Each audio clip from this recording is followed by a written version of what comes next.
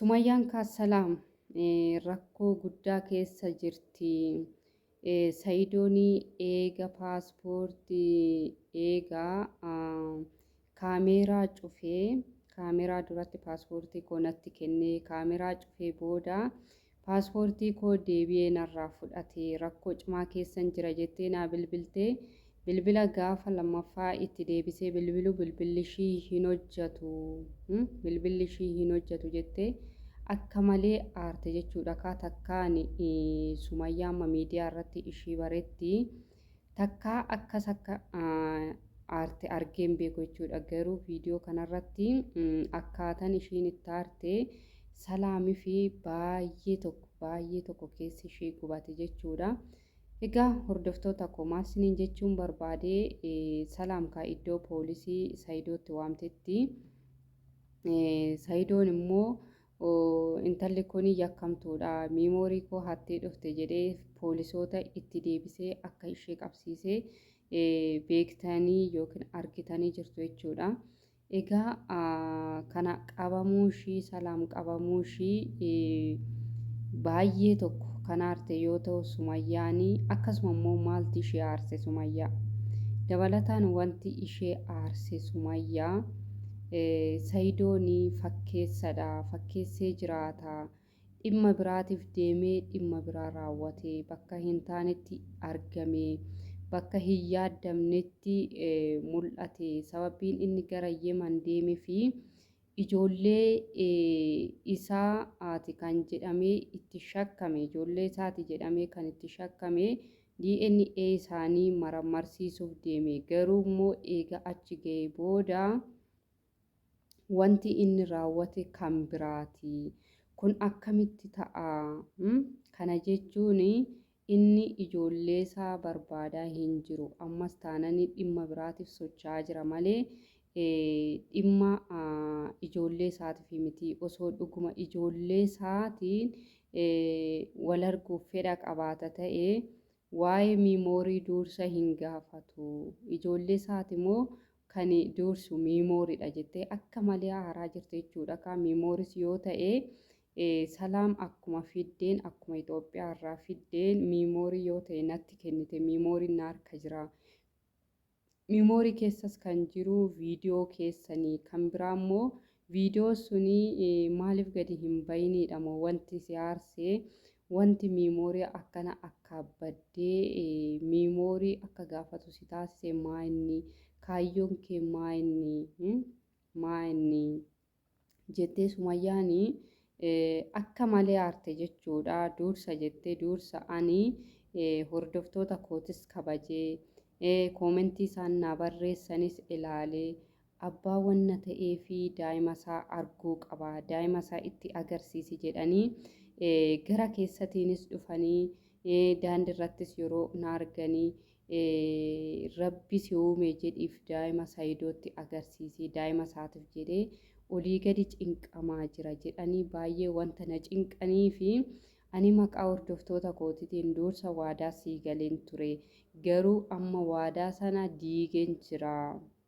diigeen jira abbaa yoo ta'e sareeniyyuu ilmoo dhalchiti jette kaa sareeniyyuu ilmoo dhalchiti kan akka kee garuu abbaa gantuu hin argine ati sobdee ijoollee keetiin daldaalatta malee jaalala ijoollee keetii hin qabdu. Kaameeraa fuula duratti kan biraa kaameeraa duubatti immoo atis ayyuunis nama biraati. Kanaaf jennaani amma wanta hundayyuu baree jira. Parsantii 100% sitti agarsiisa jedhee kana waadaa sii gale sana waadaa sanis cabsee jira jettee dubbatte miira aarii keessa galtee jechuudha Sumayyaanii. Kana hunda kan ishee aarsee ijoollee mararsiisuuf deemee ijoollee kassaati immoo kiyyaa miti jedhee beeksisuudhaaf iddoo deemetti hawaa hiriyaa Sumayyaa waamee jechuudha. Hiriyaa Sumayyaa eega waamee booda salaam irratti akka ishiin bilbiltu inni dhokatee salaam irratti eega bilbiltee booda immoo eega achi geessee booda paaspoortii ishee jalaa fuudhu. Kun hundi maaliif ta'e osoo dhuguma ijoollee isaa arguudhaa fi yaada qabaata ta'ee osoo dhuguma ijoollee isaa arguudhaaf yaada qabaata ta'ee dursa waa'ee miimoorii hin gaafatu ture. Garuu immoo amma ijoolleedhuma arguufis haa ta'u ijoolleedhuma isaatiiyyuu jedhame arguudhaaf haa ta'u yaada hin qabu. Kanaaf jedhee waa'ee miimoorii gaafata. Kaayyoon inni deemuu fi waa biraatii jettee akka malee taa'aa jirti jechuudha.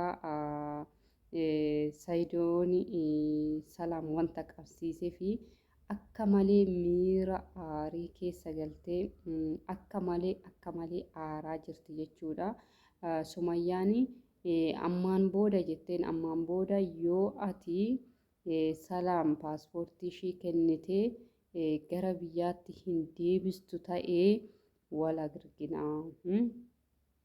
Ijoollee sootee ijoolleen arga jettee olii gadi fiiganii adabadhu ati fakkeessitaa.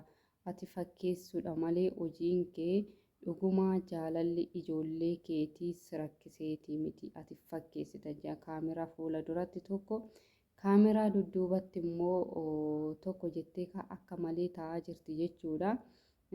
Ana garuu Sayidoon jechuudha Salaam achumatti poolisii ishii qabsiisuun baay'ee tokko dasna jedhe irraa kaffalate kan Sumayyaan ayyuu goote dhiifama.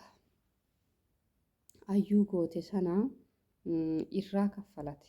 Maaliif isiniin jennaani osoo gaafsan ayyuus akkasitti harka ishii walitti hiitee ishii rukutuu baattee kana hundaa hin argattu turte Salaamis jechuudha. Innis miira aarii keessa galee akka biyya namaati irratti ishii salphise isiniin jira. Hordoftoota koo garuu Sayidoonis maaliif akka akkas yaadeen beeku. Miimooriidhaaf nama deeme fakkaate jechuudha. Ijoollee isaa maramarsiisuu dhiisee nama miimooriidhaaf deeme fakkaate shira isaan xaxanii irrumatti deebisee isiniin jedha. Egaa kana fakkaata. Sumayyaan kaamee innan laalaa ijoollee koos as jiranii asaa jiraatanii fi biyyatti irree erguu bahan gara baadiyyaa jechuudha. Erguu wanni beekamu hin jiru.